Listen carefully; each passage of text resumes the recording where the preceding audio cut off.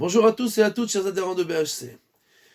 Dans notre paracha, nous lisons sur le contrat extraordinaire qu'on fait entre les deux fils de Yaakov, Issachar et Zvouloun. Issachar étudiait la Torah et Zvouloun le finançait, lui travaillait et lui donnait la moitié de son salaire et Issachar lui donnait la moitié de sa Torah. Un jour, un des grands donateurs de la yeshiva de Slabodka est venu pour visiter la yeshiva et il est assis au cours du Rav Yecheskel Avramsky et il va devenir fou. Il comprend rien au cours, c'est compliqué, c'est profond. Il s'endort, il se réveille, il s'endort, il se réveille. Au final, il demande aux élèves, c'est encore combien de temps le cours? Il dit encore 1h30. Mais c'est pas possible, je vais pas tenir le cours. Mais au moins, heureusement qu'il y a un repas après ce cours-là. Et après le repas, après le cours, les élèves lui disent, t'as de la chance parce que dans le monde futur, tu seras à côté du Rav Avramsky pour étudier la Torah tout le temps, pour l'éternité. Il dit, ah non, mais c'est pas possible. Qu'est-ce que je vais faire pour l'éternité pendant 1h30? J'allais devenir fou. Je comprends rien. Et les élèves ont posé la question véritablement au Rav Avramsky, qu'est-ce qui se passe dans le monde futur?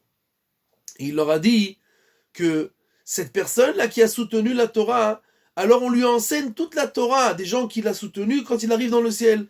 Et donc, de toutes les façons, dans le ciel, il n'y a rien d'autre à part l'étude de la Torah. Et donc, il vaut mieux que, même s'il n'a pas étudié lui, au moins il soutient la Torah, comme ça au moins il sait. Et il arrivera à comprendre pour l'éternité ce qui se passe dans le ciel.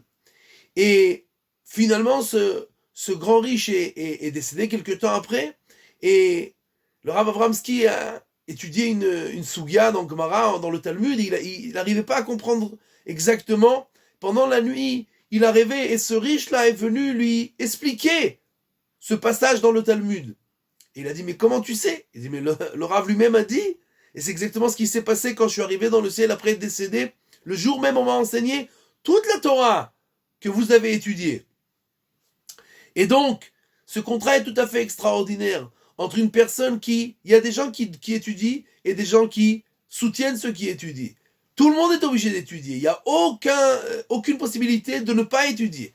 Mais on est censé étudier Vagitabo Yomam Valayla, ce verset qui parle à tous les juifs. On doit étudier jour et nuit.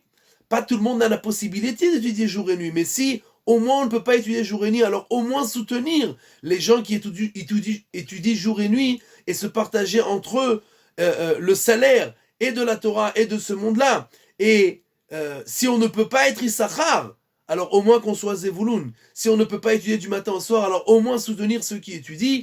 Et ça ne nous dispense pas d'étudier aussi, mais on ne peut pas étudier tout le temps, alors au moins on ait le mérite de soutenir, et Bezrat Hashem qu'on ait tous le mérite et d'étudier et de soutenir.